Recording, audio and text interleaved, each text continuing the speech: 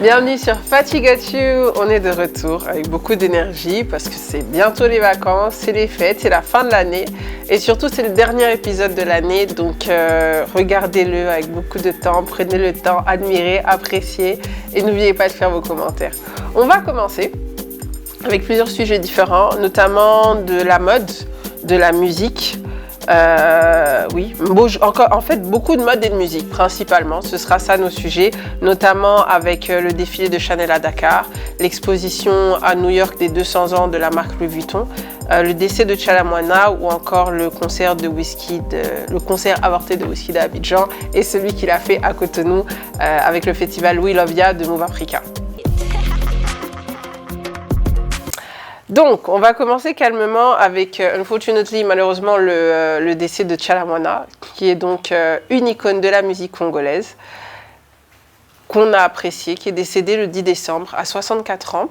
Elle était connue pour être la reine du Mutwashi, qui est une danse du peuple Luba, Chiluba, et aussi appelée Mamou nationale par le peuple, qui veut dire maman nationale. Elle est la deuxième d'une fratrie de 10 enfants. Elle était danseuse, chanteuse, autocompositeur et députée. On va dire qu'on la connaît énormément dans le cadre de la danse, à cause du Mutwashi, comme je disais plus tôt. Et elle s'est fait connaître dans les années 80, notamment en 1986 avec son premier album, quand elle se lance. Son éclosion artistique a vraiment commencé à Abidjan, ce qui est étonnant pour une artiste congolaise. Elle était plus connue là-bas qu'ici en RDC. Sur scène, son énergie était incroyable. Comme je dis, elle était plus connue en tant que danseuse que chanteuse. Et elle transmettait vraiment à travers la danse une énergie vraiment que, en tout cas jusqu'à aujourd'hui, les gens s'en rappellent. Et qui ne connaît pas le Mutwashi? On n'a pas forcément besoin d'être Chiluba ou Congolais pour connaître le Mutwashi. Non, tout le monde connaît le Mutwashi. Tout le monde a déjà dansé sur des chansons de Tchala Moana. Sur le Mutwashi, en plus, en vrai, elle n'a jamais eu de concurrence. Si on regarde bien, vraiment jamais. Et elle a mis au devant de la scène le tradi moderne du folklore Luba. Et ça, faut le faire. On parle quand même de 22 albums en 4 décennies. C'est pas rien. On espère que la République démocratique du Congo lui rendra hommage comme il faut. Parce qu'elle mérite ces hommages-là. Comme Papa Wemba, comme les autres. Elle mérite vraiment d'être mise en avant. On va continuer calmement avec Chanel à Dakar. Ça, je pense que personne s'y attendait. En début d'année, en milieu d'année, je pense qu'on a tous dû voir un post qui annonçait que Chanel allait faire un défilé début décembre à Dakar. Pourquoi Dakar? Ça fait 3 ans que Virginie Viard se préparait pour ce défilé-là. Elle venait pour faire des entretiens, rencontrer des danseurs, des chorégraphes, des gens du monde de la mode, des artistes. Elle n'arrêtait pas de faire des allers-retours ces 3 dernières années pour organiser ce défilé. Donc à Dakar, le 8 décembre,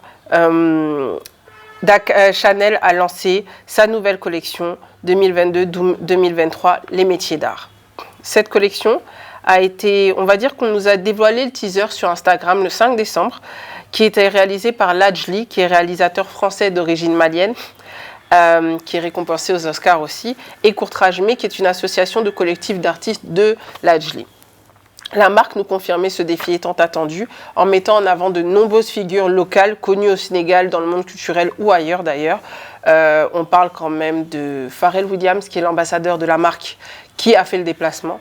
On parle de Germaine Acogny, qui est une grande chorégraphe africaine, qui est connue notamment au Sénégal, enfin un peu partout, mais au Sénégal et en Côte d'Ivoire. On parle aussi du rappeur sénégalais Nix, de l'architecte Mamital ou encore de l'actrice Rokhaya Niang et de plein d'autres personnes. Le Sénégal a été choisi par son envie de collaborer avec un pays de l'Afrique subsaharienne, longtemps ignoré par l'industrie de la mode.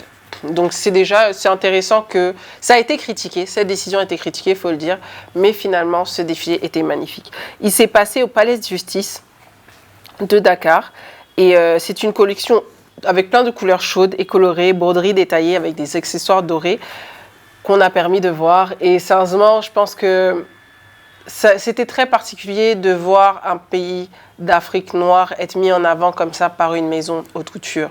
Parce que si vous remarquez, généralement, on a un peu laissé de côté, mais cette fois-là, le Sénégal a été vraiment mis sur la map. Et pour continuer toujours dans la mode, on va parler de Louis Vuitton. Donc l'année 2022 marque les 200 ans de la marque dans le monde, en fait, de sa création. Et pour ce fait, elle a organisé une exposition qui a fait le tour du monde et qui s'est achevée le 14 octobre à New York, donc en passant de Los Angeles à Singapour. L'exposition est à New York depuis le 14 octobre et se terminera le 31 décembre. C'est une exposition qui s'appelle 200 mâles, 200 visionnaires, qui met en avant 200 artistes qui vont réinventer la fameuse malle de la marque, la malle Louis Vuitton.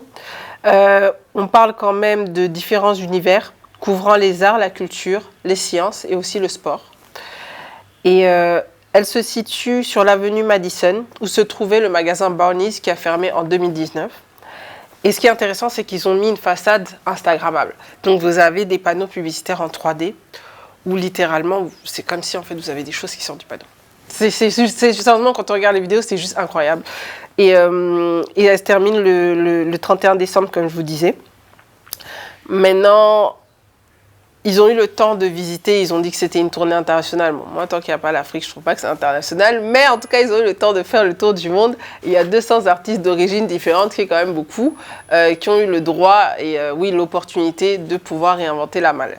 Donc voilà, si vous êtes à New York, n'hésitez pas. Si vous y allez en vacances, n'hésitez pas. C'est jusqu'au 31 décembre. On va continuer et terminer. Ce sujet-là est vraiment problématique.